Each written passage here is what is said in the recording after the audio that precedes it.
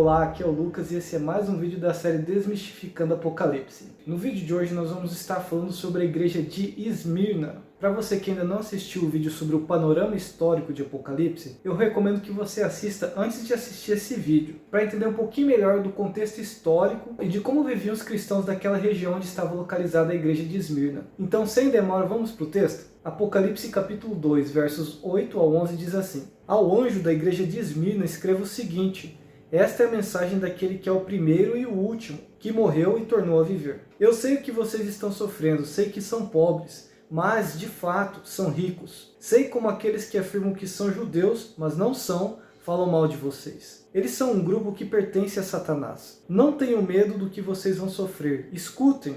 O diabo vai pôr na prisão alguns de vocês para que sejam provados e sofram durante 10 dias. Sejam fiéis, mesmo que tenham de morrer. E como prêmio da vitória, eu lhes darei a vida. Portanto, se vocês têm ouvidos para ouvir, então ouça o que o Espírito de Deus diz às igrejas. Aqueles que conseguirem a vitória não sofrerão o castigo da segunda morte. Nessa carta, Jesus se apresenta como o primeiro e o último.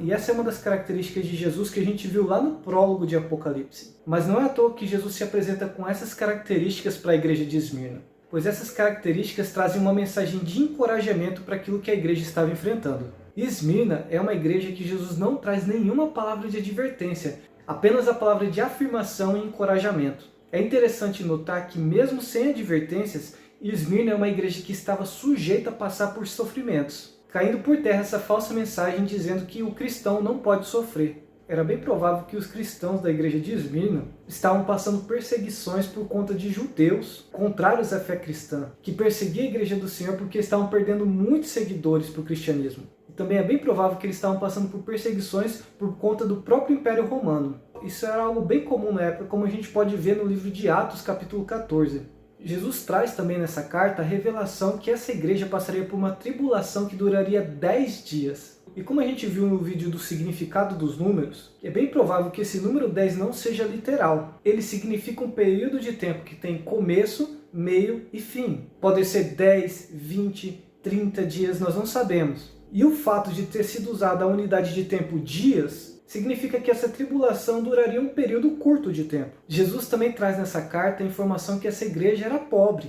provavelmente do ponto de vista econômico, mas que na verdade essa igreja era rica, provavelmente se referindo à riqueza espiritual daquela igreja, nos trazendo o entendimento que para Deus a riqueza que realmente é maior é a riqueza espiritual. De que não adianta ser uma igreja que tenha muitos recursos financeiros, mas ser uma igreja que não depende do Senhor. Na palavra de recompensa, é citado que os vitoriosos não sofrerão o castigo da segunda morte. Esse termo segunda morte pode estar relacionado com a passagem de Isaías 65, versos 6 e 15. E ele também pode ser visto em Apocalipse capítulo 20, versos 14 e 15. E esse termo nos remete à consequência final para aqueles que morrem sem a reconciliação oferecida pela graça de Cristo. E essa é a mensagem à igreja de Esmirna. É uma das cartas mais fáceis que nós temos de interpretar em Apocalipse. Espero que você tenha gostado. E se você quiser aprender um pouquinho mais sobre esse tema e outros temas relacionados a Apocalipse, você pode estar baixando esse meu e-book Desmistificando Apocalipse de forma gratuita.